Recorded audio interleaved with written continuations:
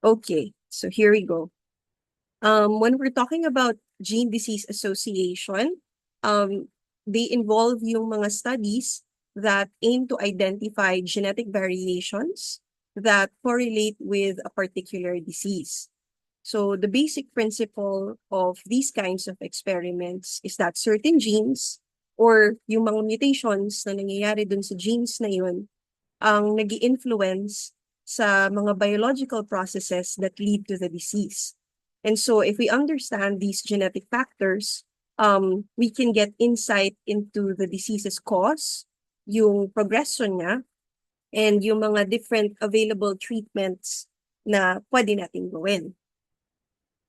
Now, there are two main types of genetic variations that are being studied when we do gene disease association experiments. The first one, which we've been talking a lot about in the lab, are SNPs. So these are the most common type of genetic variation among people. And again, just to reiterate its general characteristic, it is when a single nucleotide in the genome is changed or altered. So SNPs are a very useful marker. They're very common kasi they occur approximately once every 300 base pairs in the human genome. And so they can significantly influence disease susceptibility or resistance. Now, ano-ano nga ba ang mga roles ng SNPs pagdating sa gene disease association? So one of the things that SNPs can do is in mapping disease-associated variants. So you've seen that in GWAS. So SNPs serve as genetic markers in GWAS where we can analyze the genomes of large populations to find correlations between SNPs and specific diseases. For example, a SNP variant might occur more frequently in individuals with, let's say, type 2 diabetes compared to healthy individuals. So this indicates that this SNP could be linked to a genetic region that influences the disease. So sa GWAS, mostly mga marker SNPs yung tinitignan natin, pero meron ding mga tinatawag na causative SNPs. And these are SNPs that directly affect gene function. Yung mga SNPs na to, they often occur in coding regions of the genes.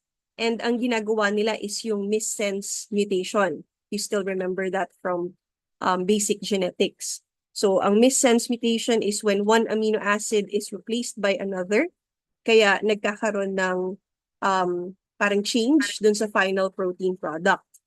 On the other hand, pwede rin mag-cause ng nonsense mutation ang SNPs wherein nag-i-introduce sila ng premature stop codons. Ano rin, pwede rin silang mag-cause nung tinatawag na synonymous mutations. And these are usually considered relatively silent mutations kasi pag sinabi nating synonymous mutation, ito yung hindi naman binabago yung protein. So the protein product is generally the same, but it could affect splicing or gene regulation. So medyo mas subtle yung change ng synonymous mutations. So ganun yung causative SNPs, no? So just to reiterate, pwede siyang mag-cause ng missense mutation kung saan nababago yung final protein product. Pwede siyang mag-cause ng nonsense mutation kung saan nagkakaroon ng premature stop codon. So the final protein product is truncated. Pero pwede rin siyang mag-cause ng synonymous mutation which do not change yung final protein pero pwedeng magbago yung regulation.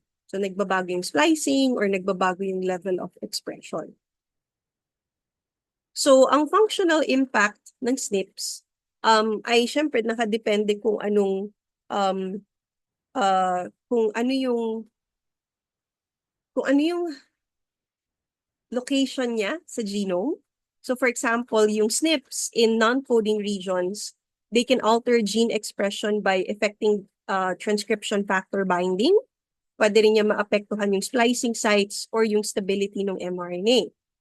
An example of this is that a SNP in a gene promoter may increase or decrease the expression of a gene. So, pwede itong mag-cause ng overproduction or underproduction of a protein that's associated with the disease. So, we've actually seen yung mga ganitong uri ng SNPs sa cancer. Now, some SNPs can also affect how individuals metabolize drugs. For example, there are variations in the CYP2C19 gene, again, the CYP2C19 gene, that influence how patients respond to a specific blood thinner drug, yung pampanipis ng dugo called clopidogrel.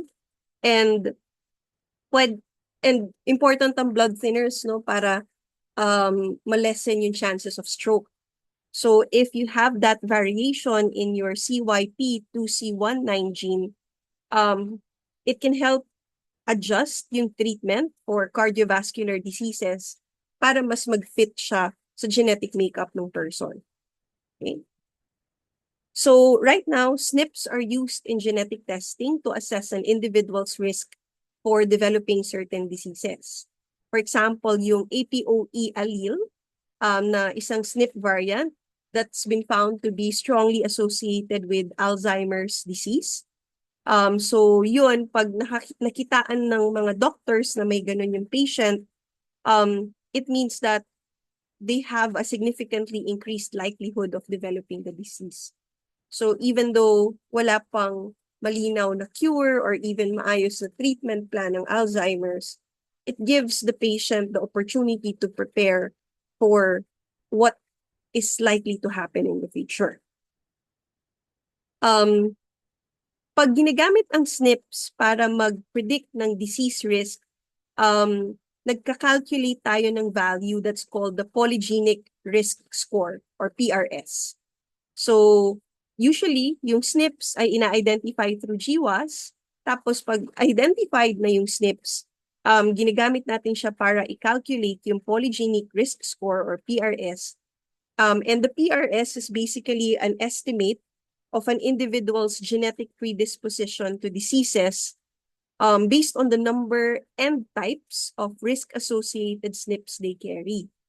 So, PRS is particularly useful in complex diseases like heart disease, where many SNPs each contribute a small effect to the overall risk. So dahil hindi lang naman isang SNP yung marker for a predisposition to a disease, merong algorithm na nagko-compute na, okay, pag meron ka nung ganito karaming SNPs, ito yung percentage na pwede kang magkaroon ng sakit na ito in the future. So right now, this is mostly being done sa diseases, pero just to correlate it to our lecture yesterday, there are certain laboratories that are also correlating SNPs to other phenotypic characteristics, such as athleticism. So in the future, pagkapanganak mo pa lang, based sa SNPs na meron ka, pwedeng i-predict kung, okay, pwedeng maging athlete ng person na to. Okay, itong person na to magaling to sa math pag naturuan ng maayos. So, baka mas magandang maging engineer siya or scientist or mathematician. Itong person na to, based sa SNPs niya, likely na magiging creative siya. So, kailangan i-educate natin siya sa arts and design. Pwede yung gawin. Which puts a huge ethical issue kasi dahil lang ba sa genes mo, yun na yung magdidictate kung ano yung magiging decisions mo in the future. Some people would say na it would give you a path towards more guaranteed success. Pero, of course, mawawalan ka rin ng autonomy when it comes to your decisions regarding your future.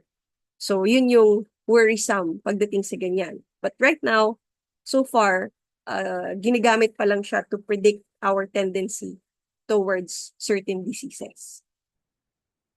And then there's also copy number variations. So we've started, I mentioned this yesterday in our lecture on the introduction of human genomics. So just to reiterate, copy number variations are structural variations in the genome kung saan sections of the DNA are duplicated or deleted. So this leads to variations in the number of copies of a particular gene or genomic region So, in a person. So, pwedeng nagbabago yung dami ng kopya ng isang region or gene. So, CNVs can range from a few base pairs to large segments that encompass multiple genes. So, ano ba ang role ng CNV pagdating sa sakit? So, the number of copies of a gene can actually directly affect its expression level. For example, if a gene is duplicated, yun tinatawag siya na CNV gain. So gain na dagdagan. It may lead to overexpression of the associated protein. And this can potentially cause a disease. Now, the reverse is also true. Pag ang gene naman ay nabawasan ang kopya, and this is called CNV loss, this can result in reduced or absent gene expression. And this can impair normal biological functions. So pag nadagdagan or pag kinulang, parehong pwedeng magkaroon ng negative effect. So example of this is in the autism spectrum disorder. So duplications or deletions of certain genes such as NRXN1 and SHANK3. So N reaction 1, NRXN1, tsaka SHANK3. They have been associated with increased susceptibility to being part of or for a child to develop autism in the spectrum. So similarly, meron din tayong tinatawag na Charcot-Marie Tooth disease. So I'm pretty sure I'm not pronouncing the surname right. I'm just pronouncing it based on its spelling. Charcot, as in CHARCOT. Charcot-Marie Tooth disease. This is often caused by the duplication of the PMP22 gene that leads to peripheral nerve damage. So CNVs have also been linked to complex diseases, including cancer, schizophrenia, and autoimmune diseases. And so far, results from large-scale analyses have shown that individuals with schizophrenia are more likely to carry rare CNVs that disrupt genes involved in brain development and synaptic transmission. In cancer naman, CNVs are frequently observed with regions of the genome showing both amplifications or deletions, again, copy gains or copy losses.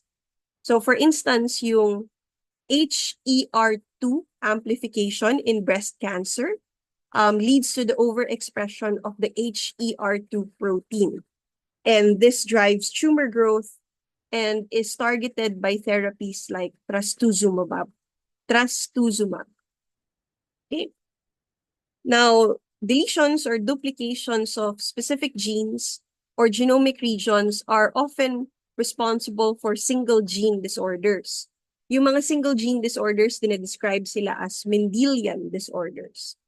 So, for example, a deletion on chromosome 22, Q11.2. So that means it's at location 11.2 of chromosome 22. It causes DiGeorge syndrome, as in DiGeorge syndrome, that leads to heart defects, immune system problems, and developmental delays. Meron din naman ng mga cases na ang CNV ay nakakaapekto sa mga genes that are involved in metabolic pathways and can result in metabolic disorders, katulad ng Smith-Magenis syndrome. So Magenis as in Magenis. And this is caused by deletion of multiple genes in chromosome 17, location P11.2. So 17P11.2 region. So pwedeng isang gene lang, pwedeng multiple genes na apektuhan ng CNVs. So how do we detect and analyze CNVs? So usually we have array comparative genomic hybridization. So ACGH, again, array comparative genomic hybridization. Pwede ring next generation sequencing. Those are the commonly used methods to detect CNVs. So these methods can identify the presence of extra or missing copies of genetic material. And this gives us valuable insights into disease mechanisms and helps diagnose conditions. Ginagamit din ang GWAS sa CNVs occasionally, mostly if we want to assess their role in complex diseases. So GWAS studies have found that rare CNVs can have significant effects on disease risk, even though they may be less common in the general population compared to SNPs. So far, nai-integrate na rin yung information na nakukuha from SNPs and CNVs in gene disease research. For example, for complex diseases, both SNPs and CNVs contribute to the genetic architecture of complex diseases. Nabanggit ko na kanina yung schizophrenia, yung cancer, and yung heart disease. Now, SNPs typically represent small common variants with modest effects, and CNVs, on the other hand, are often rare, but they can have large impacts on disease risk. So, sa paggamit ng SNPs and CNVs, this has greatly improved personalized medicine. Kasi when we understand how SNPs and CNVs affect gene function and disease risk, yung genetic profile na nakikreate natin can guide treatment decisions. For instance, if we detect CNVs in cancer patients, this can inform the use of targeted therapies, while SNPs in pharmacogenes can optimize drug dosing for individuals. So, ang future directions na nape-predict pagdating sa paggamit ng SNPs at CNVs is that as our sequencing technologies improve, we can continue integrating both SNPs and CNVs into large-scale multi-omics studies. So pag sinabi nating multi-omics, kino-combine ang genomics with transcriptomics, proteomics, and so on. And this will provide a more comprehensive view of the genetic basis of diseases. So this approach will likely improve risk prediction. It can enhance diagnostics, and it can also inform new therapeutic targets. So right now that we know kung ano yung markers na ginagamit for gene disease associations, let's go through the different principles behind gene disease association studies. So first is genetic linkage. So this refers to the phenomenon where genes that are located close to each other on the same chromosome have a tendency to be inherited together during meiosis. So the process of cell division, di ba yung meiosis, pag nagde-divide yung cells, nagkakaroon ng independent assortment ng mga chromosomes. However, dahil may mga portions yung mga chromosomes na magkakadikit, hindi necessarily lahat ng genes ay nakaka-experience ng independent assortment. Yung chromosomes lang natin. So in this case, the closer the two genes are to each other, the less likely it is that recombination or yung crossing over ng chromosomes during meiosis will separate them. So as a result, these genes are often passed on together from parent to offspring, and their inheritance patterns can reveal important information about genetic diseases. So this is one of those exceptions to Gregor Mendel's rules of inheritance. Now, when we do linkage analysis, ang purpose niya ay para ma-identify yung location ng mga disease-related genes in the chromosome. So tinatrack natin kung paano yung mga genetic markers, which are known identifiable sequences of DNA, like SNPs or CNVs or microsatellites, tinatrack natin kung paano sila na-inherit along with the disease phenotype. So we look at this usually through inheritance patterns in families.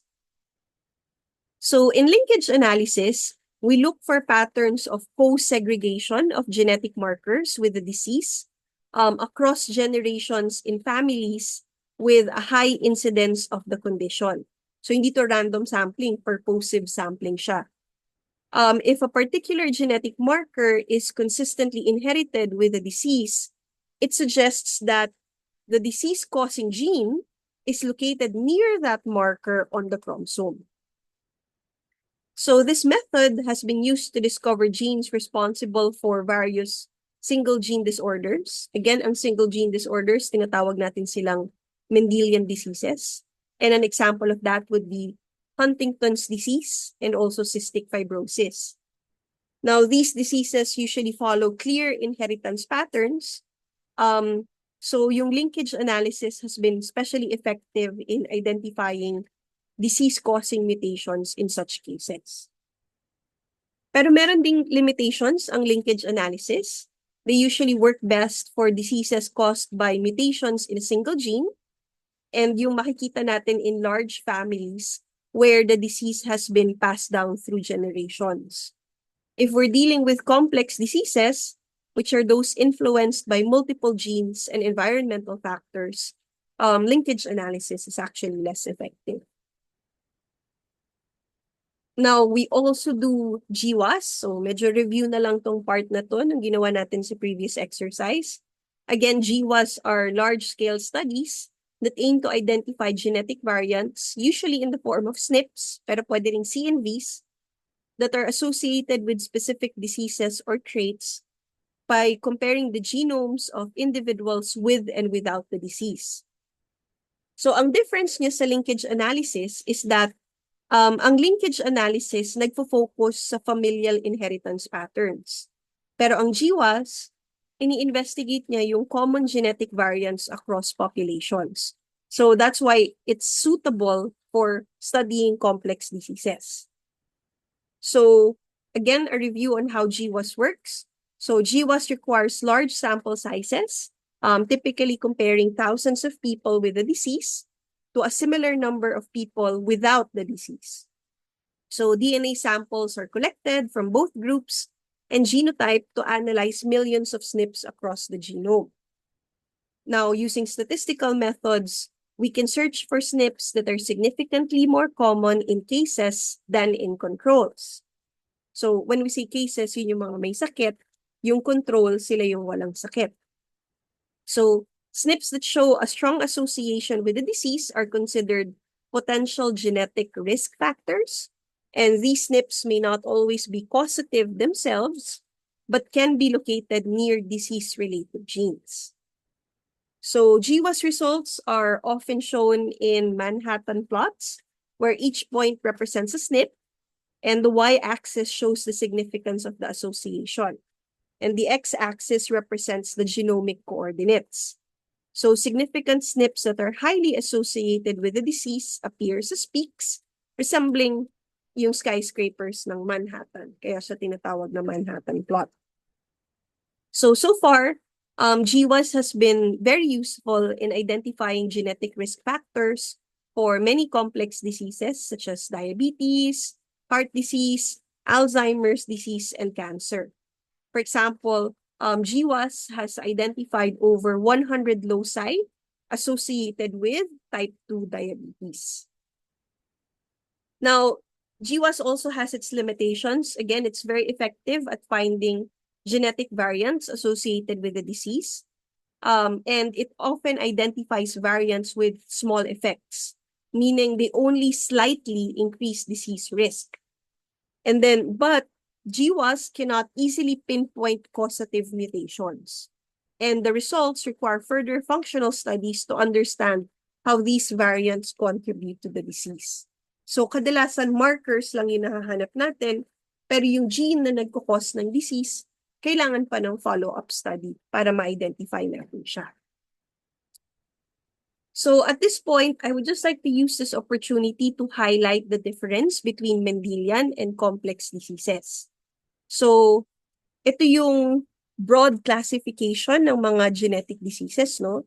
So, kanina nababanggit ko, ang Mendelian diseases are caused by mutations in a single gene. And because of this, they follow Mendel's laws of inheritance. So, they can be dominant or recessive. So, these diseases have a clear inheritance pattern. So, where the presence or absence of the mutation determines whether the disease manifests. So, ang isang popular example niya would be cystic fibrosis. So, caused by a recessive genetic disorder um, by this is caused by a recessive mutation in the CFTR gene. So if an individual inherits two defective copies of the CFTR gene, they will develop the disease. Another example would be sickle cell anemia. This time it's caused by a mutation in the HBB gene, which affects hemoglobin in red blood cells. This one also follows a recessive inheritance pattern. And then finally, we also have Huntington's disease, which is a dominant genetic disorder caused by a mutation in the HTT gene. So individuals with even one copy of the mutated gene will develop the disease. So these diseases often have high penetrance, meaning that individuals carrying the mutation almost always develop the disease.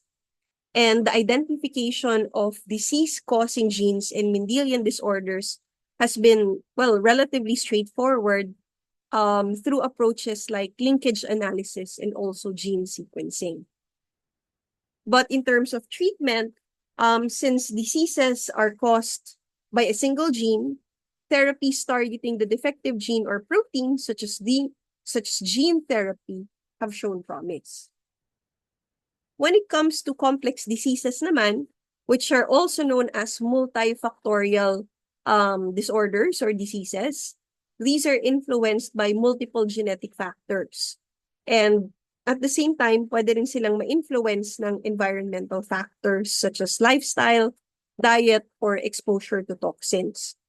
So these diseases do not follow simple inheritance patterns like Mendelian diseases. So example nito, diabetes, both type 1 and type 2, are influenced by multiple genes, as well as environmental factors such as diet and physical activity. Cardiovascular diseases are also considered multifactorial or complex diseases.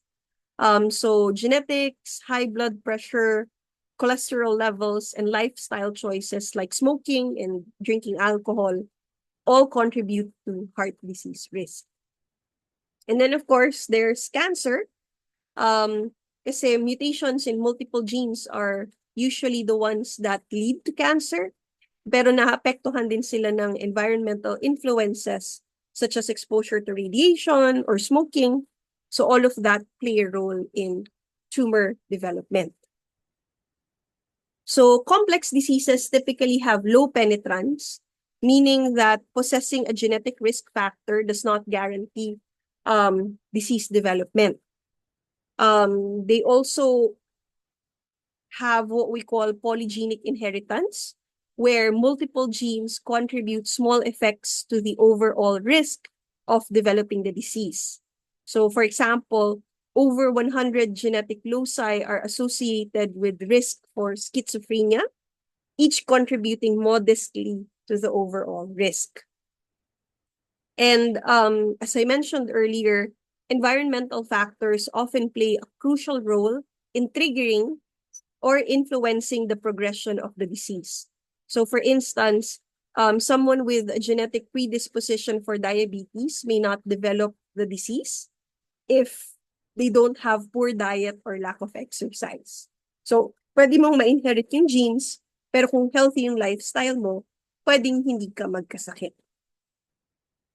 So there are several challenges in studying these kinds of diseases. Kasi yun nga, complex diseases involve multiple genes and environmental factors. Mahirap ma-pinpoint kung ano ba talaga yung nagkukos ng sakit. So in this case, GWAS is a valuable tool in identifying genetic risk factors for complex diseases, but interpreting these associations and their biological significance requires further research.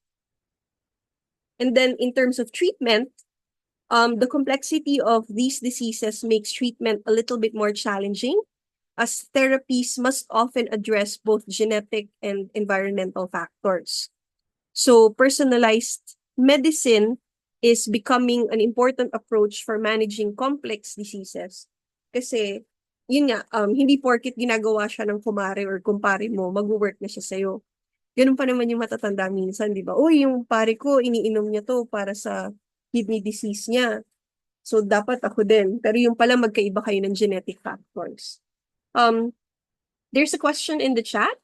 To clarify for complex disease, it has to be both environmental factors and genetic factors for, right? It cannot just be one to inherit the disease. For most of them, yes, Paula, although meron ding complex diseases na multiple genetic factors. And when we say multiple, we're talking about hundreds to thousands of mutations that contribute just slightly to developing the disease.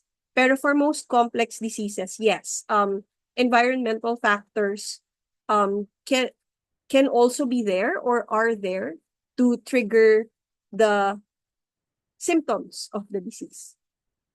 Yeah, so, okay, great. I'm glad that helped. Okay, so moving forward, ano naman ang role ng genomics pagdating sa gene disease association? So, again, when we say genomics, it's the study of the entire genome, no? So, that includes lahat ng genes na meron yung organism. Tinitingnan natin yung sequences, yung structures, yung functions, at yung interactions nila. So, because of that, meron siyang fundamental role in gene disease association kasi they provide tools to identify, characterize, and understand the genetic variants that influence diseases. So several key approaches in genomics, such as genome sequencing and also functional genomics, have been pivotal in advancing our understanding of gene-disease relationships. So pagdating sa genome sequencing, this involves determining the complete DNA sequence of an organism's genome. So through that, nakikita natin yung mutations and variations in genes that may be linked to diseases. So in gene disease association studies, genome sequencing has allowed us to discover disease-related mutations, particularly dahil meron na tayong NGS technologies. So, pag gumagawa tayo ng whole genome sequencing, nakikita natin both coding and non-coding regions. So, it provides a comprehensive view of genetic variations that could contribute to diseases. So, kasama na dito SNPs, CNVs, pero pati na din insertions, deletions, and structural rearrangements.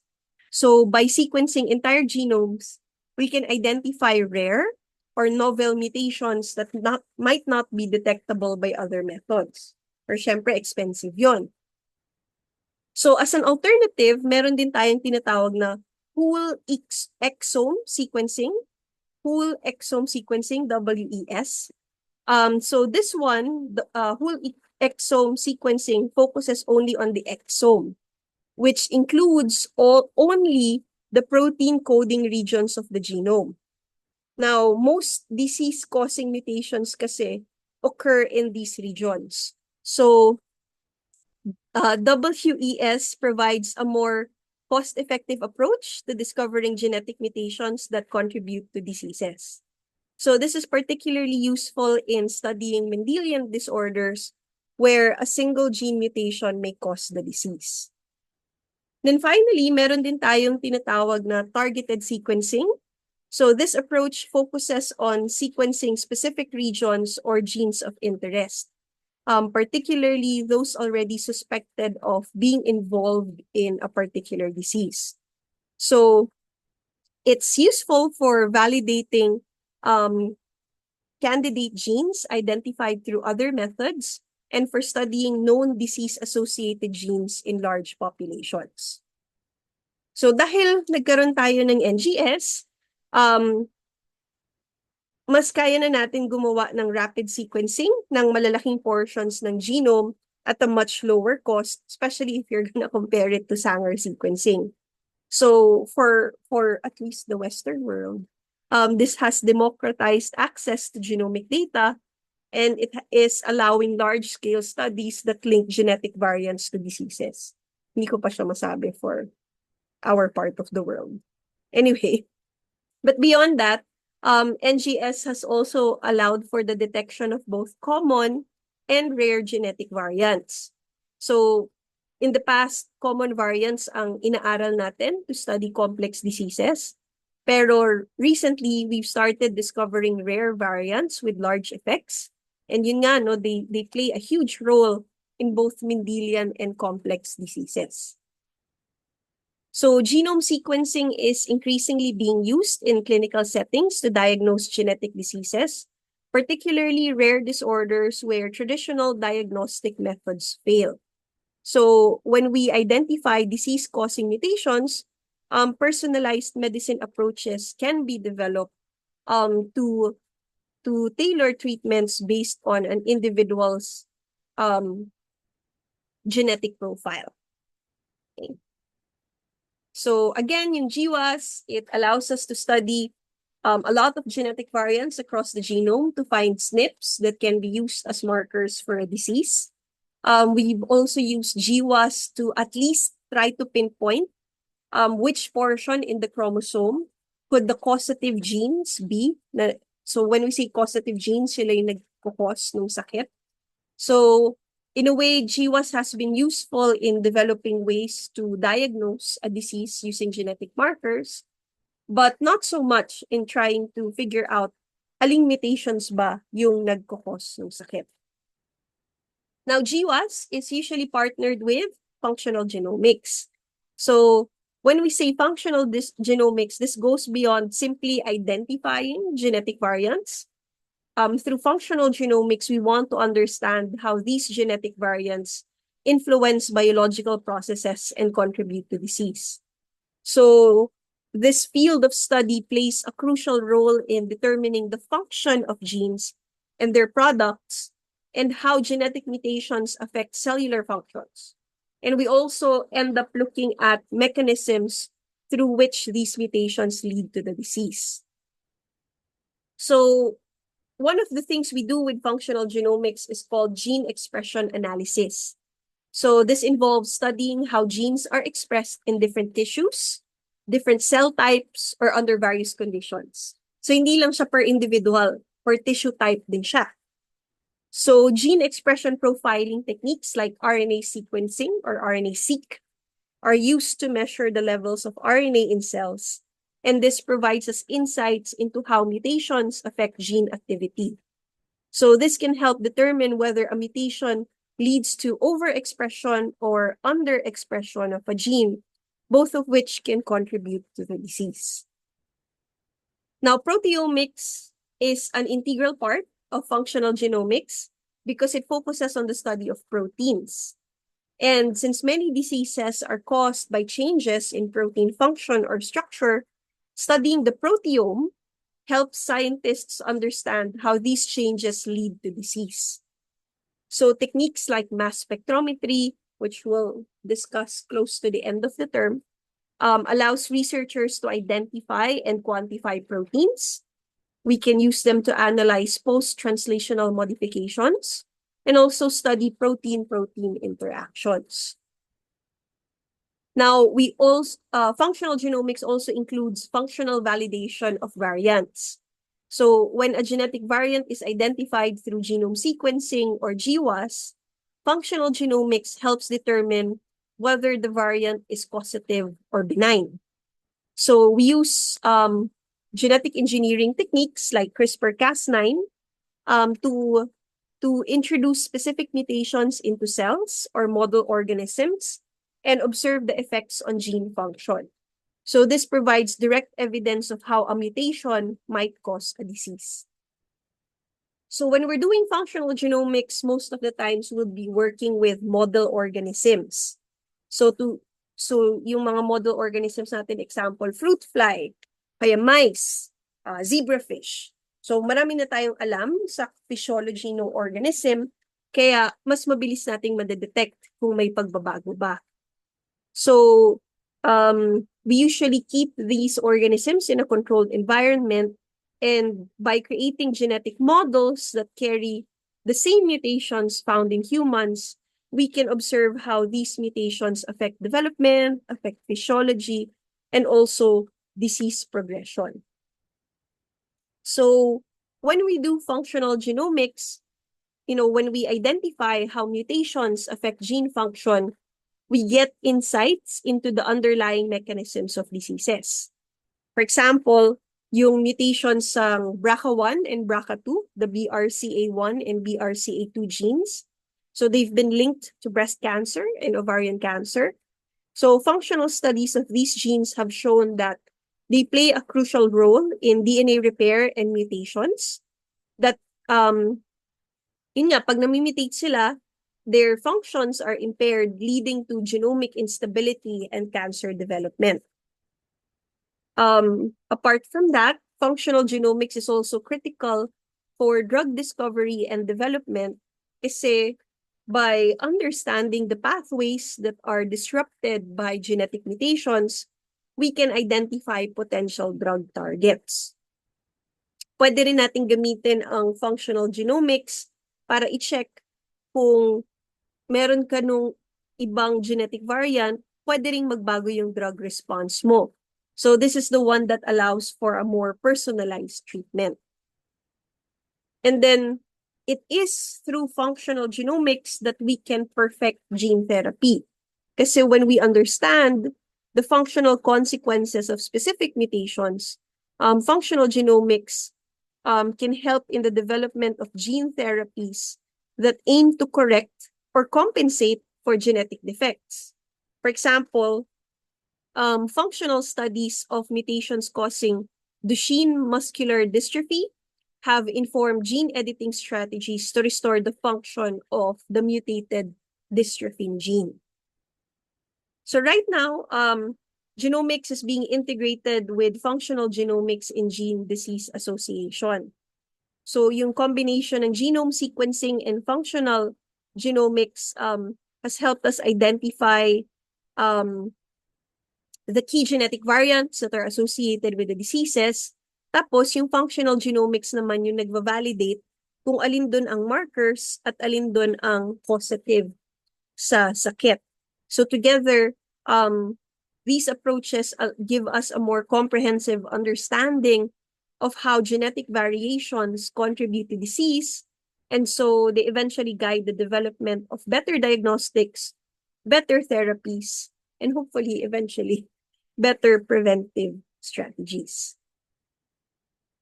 But of course, it's not just genomics. Proteomics also has a role in understanding diseases. So again, proteomics is the large-scale study of proteins. And again, these are essential kasi sila yung ginagawa ng genes. Sila yung produkto, di ba? So when there are changes in their expression, structure, and function, yun na yung mismong nagkukos ng disease. So when we study the proteome, which is the entire set of proteins in an organism or in a species or in a population, we can get insights into disease mechanisms. We can identify biomarkers that go beyond the gene, and we can also develop therapeutic strategies. So proteomics often complements genomics by focusing on the downstream effects of genetic variation on protein function and diseases. So ano-ano yung mga common proteomic experiments na ginagamit for gene disease association? So one is protein expression profiling, which involves measuring the levels of proteins in different biological samples. So nagko-compare tayo ng protein levels in healthy versus diseased tissues. So this type of analysis can reveal important differences in protein abundance that may drive or indicate disease processes. So far, ginagamit siya sa cancer proteomics. So for example, kasi sa cancer, may mga specific proteins that are overexpressed compared to normal tissues. For instance, yung protein na HER2, HER2, is overexpressed in certain types of breast cancer, and this is the one that's driving uncontrolled cell growth. So by identifying these changes in protein expression, proteomics helps researchers pinpoint molecular targets for cancer therapies. Ginagamit din yung protein expression profiling pagdating sa neurodegenerative diseases, katulad ng Alzheimer's at Parkinson's. This time, reduced levels of certain proteins, such as those involved in synaptic function or neuronal maintenance, can contribute to disease pathology. Specifically, meron tayong nakikitang reduced expression ng dopamine-producing protein in specific brain regions. This is a hallmark feature of Parkinson's disease. So, ang mga techniques na ginagamit for protein expression profiling would be mass spectrometry and also two-dimensional gel electrophoresis. So, we'll get to discuss this both later in the term. And when we use them, it allows us to quantify protein abundance in different samples and discover potential protein markers that differentiate between healthy and diseased tissue. Another thing that we use proteomics pagdating sa gene disease association would be post-translational modifications. So we look for them. Post-translational modifications are basically chemical changes that occur to proteins after they're synthesized. So pag nagbago yung shape nila, it also affects their function, their localization, their stability, or their interactions with other molecules. So post-translational modifications can be phosphorylation, glycosylation, ubiquitination, and acetylation.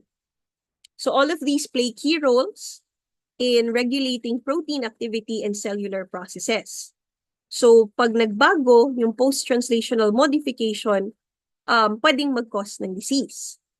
For example, merong phosphorylation that leads to diseases.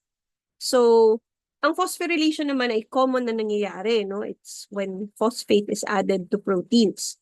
But in diseases like cancer, when we experience aberrant phosphorylation patterns, yung mga proteins na hindi dapat na-phosphorylate ay na-phosphorylate. This can activate signaling pathways that promote uncontrolled cell growth. For example, pag nagkaroon ng phosphorylation, yung mga tyrosine residues in proteins like EGFR, so lagi yung nangyayari pag may cancer, this leads to constant signaling for cell division or cell proliferation. Glycosylation naman has been seen in both cancer and diabetes. So glycosylation is the addition of sugar molecules to proteins, and this can affect protein folding, it can affect stability, and it can also affect interactions. So changes in glycosylation patterns are associated with cell surface proteins. So for example, sa cancer, pag nabago yung glycosylation patterns, nag-iiba yung cell surface proteins, and this helps tumor cells avoid the immune system. So hindi sila na-attack. Post-translational modifications have also been seen in neurodegenerative diseases. Sa Alzheimer's, nakakakita tayo ng abnormal phosphorylation ng tau protein, which leads to the formation of neurofibrillary tangles, which disrupt brain function and contribute to disease progression. Yung ubiquitination and acetylation are also involved in the misfolding and aggregation of proteins like alpha-synuclein, which is also involved in Parkinson's. So proteomics techniques allows us to study these modifications in detail. And again, mass spectrometry yung ginagamit to identify and quantify modified proteins, to map modification sites, and understand how these post-translational modifications eventually contribute to disease.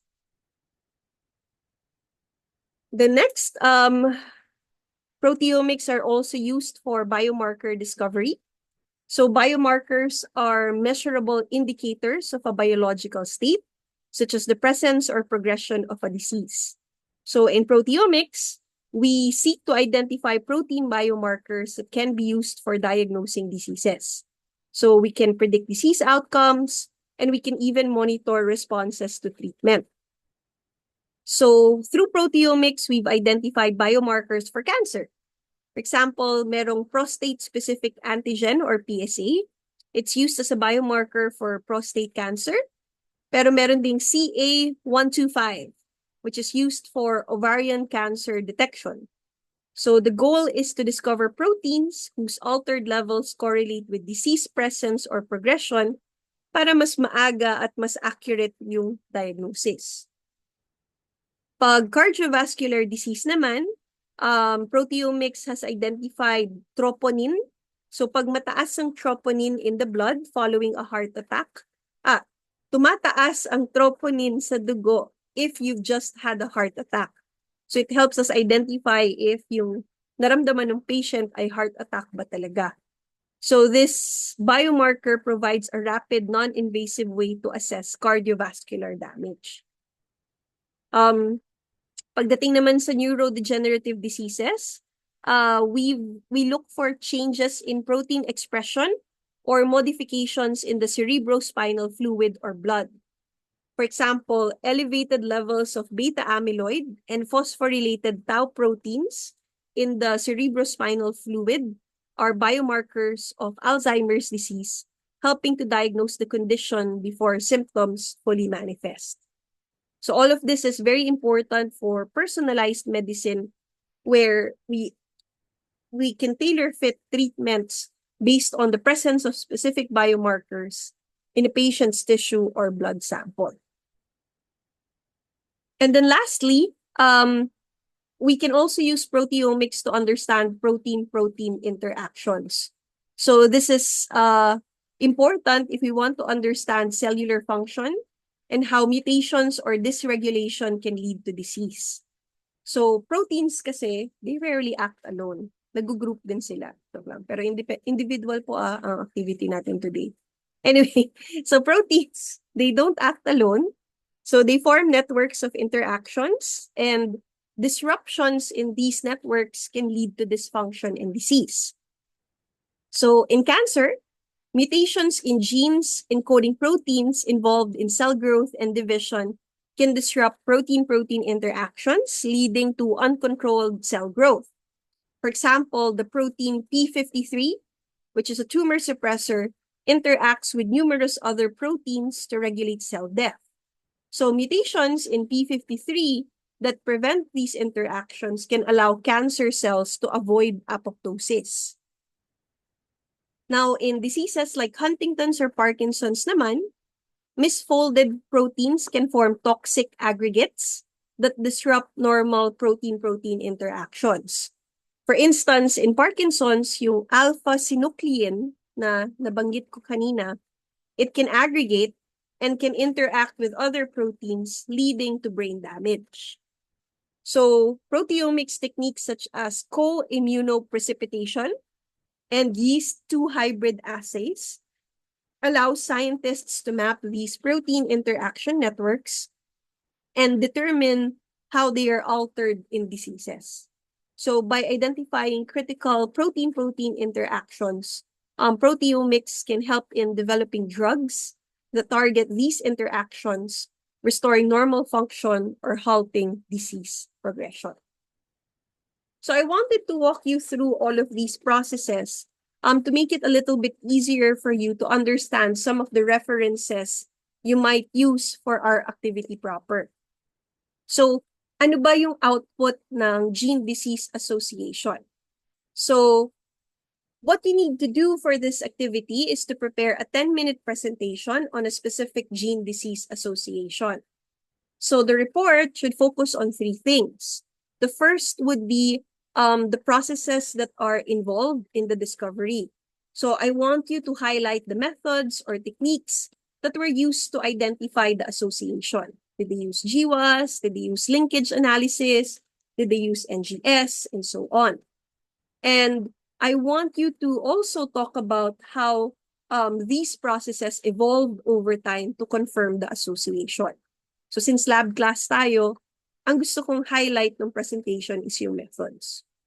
Now, of course, ikwento nyo pa rin yung main discoveries. Anong genes ba yung na-associate sa disease? Is it a mutation or is it a variant that's causing the disease? And how does the gene affect the biological pathway or function that leads to the disease.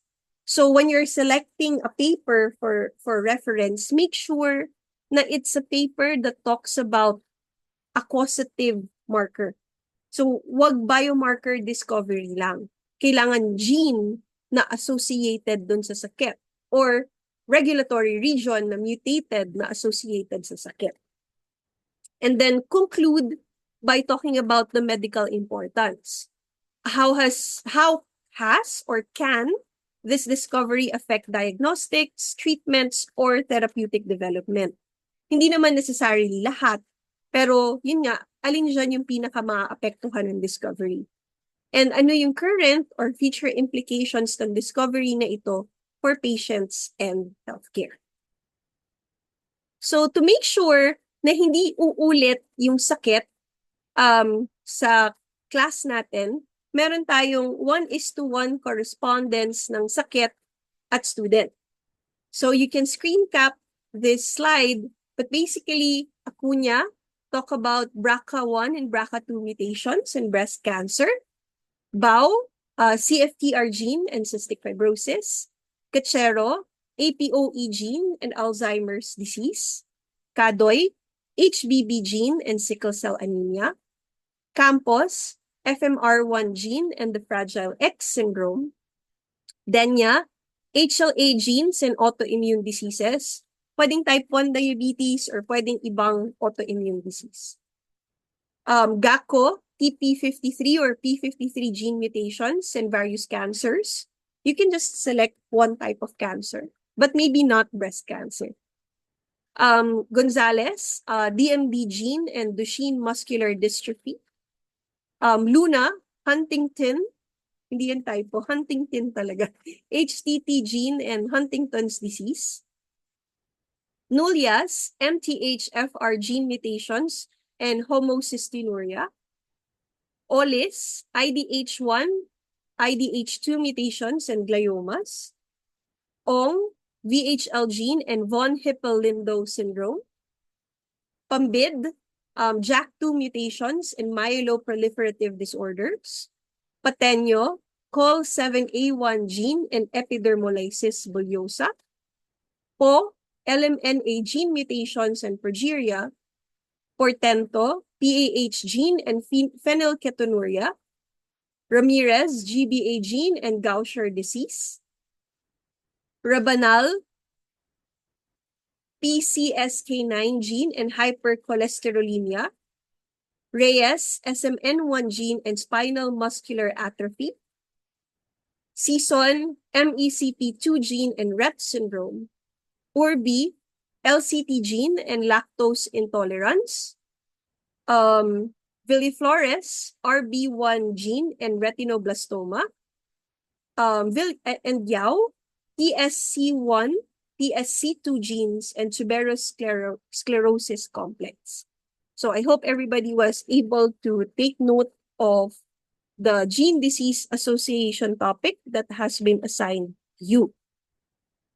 So when it comes to your presentation, we will be imposing a strict 10-minute limit. You can include at least 3 key references. So kahit hindi naman isang paper lang yung pag-focusan nyo, make sure your slides are clear and concise, not too much text. And the use of visuals to explain complex processes would be appreciated. And again, the focus of your presentation should be on how the discovery changed medical understanding and treatment. In terms of deadlines, to make sure that I can still guide you on the preparation of your report, I hope that on October 11, you can submit your presentation outline before the end of our online class period, so that I can comment on your outline to see if it needs some additional details or baka pwedeng bawasan and so on. On October 15, you don't need to submit anything. I hope you can use the time to prepare your slides and record your presentation. And then on October 18, this will be the deadline of your presentation with audio recording and script in the notes portion by 2 p.m. Please expect some announcements tomorrow because I will be on travel later tonight until October 22. So this can affect the synchronicity of some of our classes. So again, please watch out for announcements tomorrow once I arrive at my destination. Just in case I have some announcements on whether we will be doing synchronous or asynchronous sessions. When it comes to the actual meetings, again, please watch out for announcements tomorrow if synchronous or asynchronous siya. As for the outline, it doesn't have to have all the information. The outline should just be the logical flow of your presentation, but ideally with, pag medyo nakabasa-basa na kayo ng papers. So, wag super general na introduction, methods, results, conclusion. Wag ganon. Like, introduction, like definition of the disease, genes associated with it. Sa methods, ito yung methods na i-describe ko, like GWAS, linkage analysis, impact of NGS, and then for treatments, effect on diagnosis, use of genetic screening, blah, blah, blah. So, may konting detail, pero hindi nyo kailangang ilagay yung actual script or yung actual content. But basically, what are the key information that I can expect from your presentation? But again, you can use multiple papers to create your presentation as long as the papers do not contradict each other. Okay? So again, kung synchronous or asynchronous tayo, please watch out for my announcement tomorrow. Hindi ako makakommit na asynchronous kasi baka ma-miss ko kayo. Baka gusto ko kayong makita. So, tatansyahin ko muna kung kaya kong gumising during the time na dapat nagkaklase tayo sa area because there's at least a 6-hour time difference as far as I know. So, in theory, I think I can wake up early, but I am not sure about jet lag as well. So for October 18, again, hindi ako makakommit kung magkakaroon tayo ng actual presentation or submission lang siya. So please watch out for my announcements tomorrow. Kasi I think by tomorrow, mas kaya ko nang i-gauge if we can do synchronous or if we will be doing this asynchronously. So, wait lang kayo one day. Tomorrow, promise, mag-a-announce ko. Where will I go? I'll be going to Paris. I'll be joining my husband for an exhibit at UNESCO France. So, yeah, it's gonna be a museum run. Also be meeting with some sustainability partners with UNESCO and some universities in Paris. I missed Paris Fashion Week by 1 week.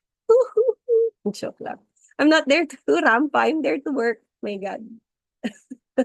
Anyway, yes. So I'll try to eat some croissants for you. What else is there to eat ba doon? Mamimiss ko yung kanin tsaka Jollibee. Sige, I will pasalubong you high grades. Miss Rampa in work. Oh my gosh, I hope I will have time to rampa. I'm really scared of the time difference, of jet lag, and all the meetings I have to do. But yes, oui. Bonjour, bonjour. Merci, merci. So anyway, that's it for today. You don't have to coordinate with anyone because this is individual.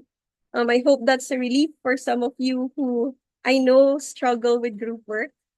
But anyway, any more questions or points of clarification before we conclude today's session?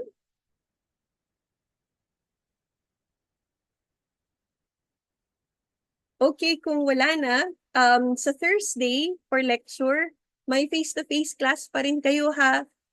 Somebody will be there to entertain you. The joke lang. Somebody will be there to provide the announcements regarding your reporting for genomics and proteomics lecture.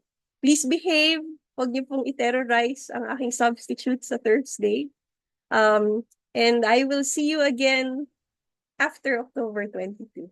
So, thank you very much. I mean, face-to-face. I will see you again face-to-face. Pero may chance na magkita pa tayo online. Pero again, I will let you know tomorrow. Sana makapag-message ako bukas. Pero yeah, promise, mag-message ako bukas. So, thank you guys. Happy weekend. Ay, hindi pa pala. Tuesday pala. Happy rest of the week. Bye-bye. Merci, merci. Thank you.